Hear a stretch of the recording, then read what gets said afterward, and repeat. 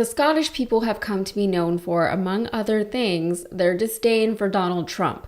They've hated him long before the rest of us did. Some very blunt messages, chants, banners, placards, that sort of thing. The overall message is that Donald Trump is not welcome in Scotland. But the Irish, it seems, also really don't like him.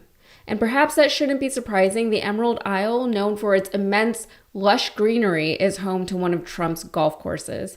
How could he resist? But then, how could the Irish not resist vandalizing it? If you don't know, one thing you should know about the Irish is that, generally speaking, they feel a strong sense of solidarity with the Palestinian people. You need only look to the history of Ireland to understand why that is. They are a nation of people who have been colonized and occupied by their neighbors for centuries, suffering famine inflicted upon them by their colonizers, being displaced from their historical land, and watching the deliberate and systematic erasure of their culture and religion. In their fight for freedom, their population has waned and struggled to recover, and they lost a portion of their land to their colonizer.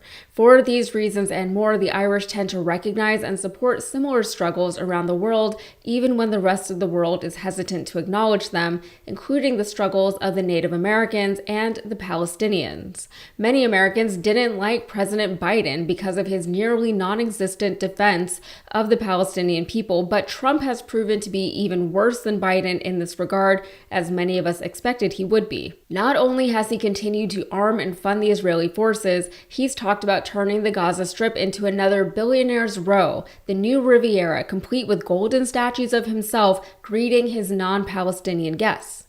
And this week, when, after weeks of relative ceasefire, Israel attacked the Palestinians, killing over 400 of them and promising to kill more, it became known that Trump gave the green light on the attack.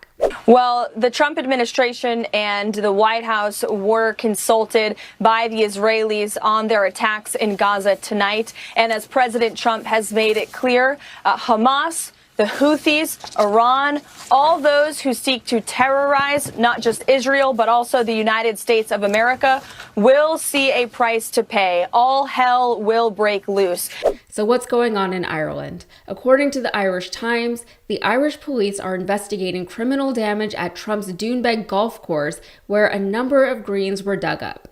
Not only that, but they planted Palestinian flags on the golf course in case there was any doubt as to what this act was in response to. This also occurred while the Irish leader was meeting with Trump at the White House for St. Patrick's Day. No coincidence, I'm sure. That last part is particularly upsetting, that their leader is meeting with the American leader who does not represent anything that the Irish people stand for. It feels like just another case of elected leaders going against the will of the people who put them in power. This is an all too familiar refrain these days. Just look at all of these Republican town halls. They are not going so well. A spokesperson for Trump's property told this to the Irish Times. This was a childish criminal act, but the incredible team at Trump Doonbeg will ensure it does not impact business. We have the greatest course anywhere in the world, and we are so proud of the tremendous success, and we look forward to a great season ahead. Of course, no, nothing should impede business. But I mentioned earlier that Scotland also doesn't love Trump, nor do they love to see oppressed or occupied people. You need only to look at the history of Scotland to understand why that is. The English really were menaces on the world stage. I'm watching Outlander right now, which is like a weird show. I don't know that I recommend it, but it really doesn't do the English any favors. But earlier this month in Scotland, at one of Trump's 2 Scottish golf courses, activists wrote in huge letters on the green, "Gaza is not for sale." Palestine Action, a pro-Palestinian activist group, took credit for the stunt, during which, in addition to painting white words on the golf course green, they dug up parts of the green, including the holes, and spray painted the white clubhouse with red paint. In a statement, a spokesperson for Palestine Action said, "Palestine Action rejects Donald Trump's treatment of Gaza as though it were his property to dispose of as he likes. To make that clear, we have shown him that his own property is not safe from acts of resistance. We will continue to take action against U.S.-Israeli colonialism in the Palestinian homeland." And a Trump spokesperson called the whole thing a, quote, "childish criminal act," which is exactly what they said about what happened at the golf course in Ireland. Unfortunately, I don't expect golf course vandalism to sway Trump's stance on the Palestinians in the slightest. If anything, he'll just become more annoyed with them. On one hand, I'm inclined to think, what is the point of things like this?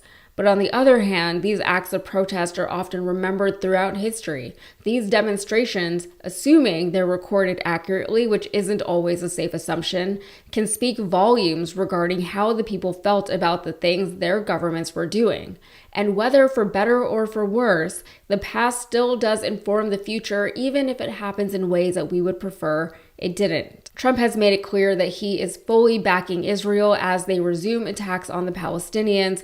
In the middle of the holy month of Ramadan, by the way, Eid is next weekend. They know what they're doing. And now that the ceasefire is over, no progress has been made toward a resolution during the time when it would have been possible to do so. Trump, the self-proclaimed master negotiator and deal maker, had said, "I am sending Israel everything it needs to finish the job." All right, that's it for me. If you got anything out of this, please like the video and subscribe to the channel for more. Thanks.